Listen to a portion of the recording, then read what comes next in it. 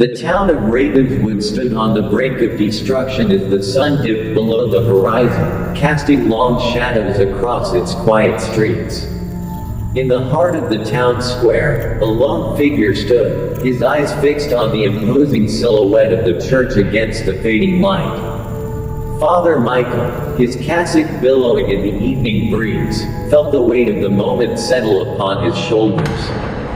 For weeks, he had battled the forces of darkness that threatened to consume Ravenswood. Now, as the final confrontation loomed, he knew that the fate of the town rested squarely on his shoulders. With a deep breath, Father Michael stepped through the heavy wooden doors of the church and into the dimly lit sanctuary. The air was thick with the scent of incense, and the flickering candles cast dancing shadows on the walls. As Father Michael made his way to the altar, he felt a presence watching him from the shadows. He knew that the devil was near, waiting to unleash his fury upon the town. But Father Michael was not afraid. He had faced demons before, and he would not back down now. Taking up the silver cross that hung around his neck, Father Michael began to recite the ancient prayers of exorcism. His voice echoed through the empty church, growing louder and more powerful with each word. Suddenly, the ground began to tremble, and a low, guttural growl filled the air. Father Michael knew that the devil was near. With a final prayer, he raised the cross high above his head and prepared to confront the darkness head-on. In a burst of flame and smoke, the devil appeared before him, his eyes blazing with malevolent fury. His twisted form loomed over Father Michael, filling the sanctuary with a sense of dread. But Father Michael stood his ground, his faith unwavering in the face of evil. With a defiant shout, he banished the devil back to the depths of hell. The echoes of his victory ringing through the silent church.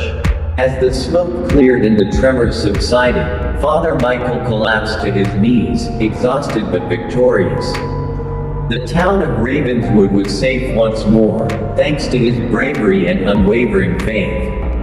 But as Father Michael looked around at the empty pews and flickering candles, he couldn't shake the feeling that victory had come at a greater cost than he had ever imagined. For in his heart, he knew that the battle against evil was far from over, and that he would always be called upon to defend the innocent against the darkness that lurked in the shadows. The first light of dawn cast long, somber shadows over the town of Ravenswood, revealing the full extent of the destruction wrought by the battle between Father Michael and the devil. The streets, once vibrant with life, now lay empty and desolate, marred by the scars of the infernal conflict. Buildings stood in ruins, their foundations cracked and walls blackened by fire. The air, though no longer heavy with malevolent energy, was thick with the scent of smoke and the quiet echoes of past suffering. Father Michael's sacrifice had banished the devil, but the cost was evident in every corner of the town. Ravenswood's inhabitants, those who had survived the ordeal, emerged cautiously from their homes, their faces etched with weariness and grief. They were a community united in tragedy, bound together by the shared horror of what they had witnessed. Among the survivors was Elizabeth Harper, a young woman whose once bright and hopeful eyes now mirrored the desolation of her surroundings. She had lost her parents in the chaos, their home reduced to a smoldering heap of ash. As she walked through the ruins, she clutched a tattered photograph of her family, the only memento that had survived the flames. Beside her, old Mr. Thompson limped along, his cane tapping rhythmically against the cobblestones. He had lived in Ravenswood his entire life, a witness to its many trials and triumphs. Now, he was one of the few elders left to guide the younger generation through the aftermath. His wisdom was a beacon of hope for many, though even he could not hide the sorrow that clouded his gaze. The townsfolk gathered in the center of Ravenswood, where Father Michael had made his final stand. The ground was still scorched, a stark reminder of the battle that had taken place. In the midst of the devastation, a makeshift altar had been erected, adorned with flowers, candles, and a simple wooden cross to honor the fallen priest who had given his life to save them. Mayor Thomas, his usually composed demeanor shattered by the recent events, stood before the crowd. He cleared his throat, struggling to find his voice amidst the overwhelming grief. "My friends," he began, his voice cracking, "we have endured a great tragedy. We have lost loved ones, our homes, and our sense of security. But we must remember that we are still here. We have survived." A murmur of agreement rippled through the crowd, though the weight of their loss was palpable. Mayor Thomas continued, "Father Michael gave his life to save us. He fought the darkness and prevailed, but it is up to us to rebuild. To honor his memory by creating a future free from the shadow of evil." As the mayor spoke, Elizabeth felt a stirring of resolve within her. She had always admired Father Michael's unwavering faith and courage. If he could face the devil itself, then she could find the strength to rebuild her life. She reached out and took Mr. Thompson's hand, offering a small, determined smile. "We'll get through this," she whispered, more to herself than to him. "We have to." In the days that followed, the people of Ravenswood set to work. The ruins were cleared, and plans for rebuilding began to take shape. It was a slow and arduous process, but with each brick laid and each beam raised, the town began to regain a semblance of its former self. The community, though scarred, grew stronger in their unity and shared purpose. Elizabeth, fueled by a newfound sense of determination, took on the task of organizing relief efforts. She coordinated with neighboring towns for supplies and aid, her tireless efforts a source of inspiration for those around her. Despite the grief that still lingered in her heart, she found solace in action, in doing what she could to help her fellow townsfolk. Mr. Thompson, too, played a vital role. His knowledge of the town's history and his practical wisdom proved invaluable in the rebuilding efforts. He often shared stories of past challenges Ravenswood had faced, reminding everyone that they had overcome adversity before and would do so again. But as the physical wounds of the town began to heal, a deeper, more insidious problem lingered beneath the surface. Unbeknownst to the townsfolk, the devil's influence had not been entirely eradicated. It lingered like a dark shadow, hidden in the corners of their minds and hearts, waiting for an opportunity to awaken once more. The first sign of this lingering evil appeared in the form of nightmares. Many of the survivors, including Elizabeth, began to experience vivid, terrifying dreams. In these nightmares, they relived the horrors of the battle, the screams of their loved ones, and the presence of the devil. Night after night, the visions grew more intense, leaving them exhausted and on edge. Elizabeth found herself waking in the middle of the night, drenched in sweat, her heart racing. She would sit by the window, staring out into the darkness, unable to shake the feeling that something was watching her. She confided in Mr. Thompson, who admitted that he, too, was plagued by similar dreams. "It's as if the devil left a part of itself behind," he said one evening as they sat in his small, partially rebuilt home. "Something that continues to haunt us." Elizabeth nodded, her eyes haunted. "I feel it too. It's like a shadow that I can't escape." As the nightmares persisted, so did other unsettling occurrences. Objects moved on their own, strange noises echoed through the night, and a pervasive sense of unease settled over the town. People began to whisper of curses and lingering evil, their fear threatening to undo the fragile progress they had made. Father Michael's successor, a young and earnest priest named Father Gabriel arrived in Ravenswood to take up the mantle. He was determined to continue the fight against the darkness, though he quickly realized the enormity of the task before him. He reached out to Elizabeth and Mr. Thompson, seeking their counsel and support.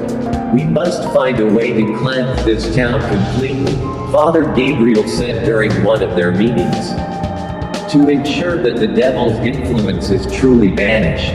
Together, they delved into the history of Ravenswood, searching for clues that might explain the lingering presence of evil. They pored over ancient texts, consulted with scholars from distant towns, and even explored the ruins of the battle site, hoping to find some answers. One evening, as they were combing through the remnants of Father Michael's study, Elizabeth discovered a hidden compartment in his desk. Inside, she found a collection of letters and notes that detailed his research into the devil's origins. Among the papers was a journal entry written in Father Michael's hand. "Though I have fought and banished the devil, I fear that its roots run deeper than we realized. The crossroads upon which Ravenswood is built is a place of ancient power, a nexus of dark forces that have converged for centuries. The devil's influence is intertwined with the very fabric of this land. To truly rid ourselves of this evil, we must sever those roots and cleanse the crossroads." Elizabeth read the entry aloud, her voice trembling with both fear and hope.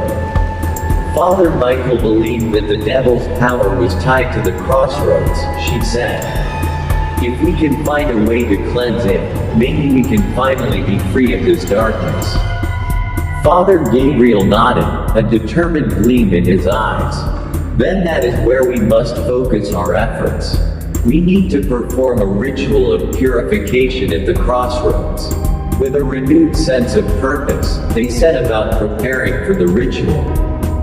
Father Gabriel reached out to other priests and holy men, gathering the necessary knowledge and sacred objects. Elizabeth organized the townsfolk, explaining the importance of the ritual and enlisting their help in the preparations. As the day of the ritual approached, a palpable tension filled the air. The people of Ravenswood, though weary and frightened, were united in their desire to rid their town of the lingering evil. They gathered at the crossroads, the site of so much suffering, their faces a mixture of hope and apprehension. Father Gabriel stood at the center of the gathering, his hands raised in supplication. "We come together today to cleanse this place of the darkness that has plagued us," he declared. "To honor the sacrifice of Father Michael and to reclaim our town from the clutches of evil." He began the ritual, reciting ancient prayers and invoking the power of the Almighty. The townsfolk joined in, their voices rising in a chorus of faith and determination. Elizabeth and Mr. Thompson stood side by side, their hands clasped, lending their strength to the effort. As the prayers intensified, a strange wind began to blow, swirling around the crossroads. The air grew thick with energy, and a faint, dark mist rose from the ground, twisting and writhing as if in agony. Father Gabriel's voice grew louder, more commanding, as he called upon the holy powers to banish the evil once and for all. The ground trembled, and the dark mist coalesced into a sinister shape, a shadowy figure that loomed over the crossroads. The townsfolk gasped, fear gripping their hearts, but they did not falter. They continued to pray, their voices unwavering. Father Gabriel stepped forward, holding a vial of holy water. With a resolute expression, he cast the water upon the shadowy figure, shouting, "In the name of the Father, the Son, and the Holy Spirit, I command you to depart." The shadow shrieked, a sound that pierced the air and sent chills down their spines. The mist began to dissipate, unraveling in the face of their collective faith and determination. The ground beneath their feet glowed with a radiant light, driving the darkness away. As the last remnants of the shadow faded, a profound silence fell over the crossroads. The air, once thick with malevolence, now felt lighter, purer. The townsfolk stood in stunned silence, scarcely believing that the ritual had worked. Elizabeth let out a breath she didn't realize she had been holding, her grip on Mr. Thompson's hand tightening in relief. Father Gabriel lowered his arms, his face a mixture of exhaustion and triumph. "It is done," he said softly, the words carrying a weight of finality. "The evil has been banished." The people of Ravenswood erupted into cheers, their voices filled with joy and gratitude. They embraced one another, tears of relief streaming down their faces. For the first time in what felt like an eternity, a sense of true hope blossomed in their hearts.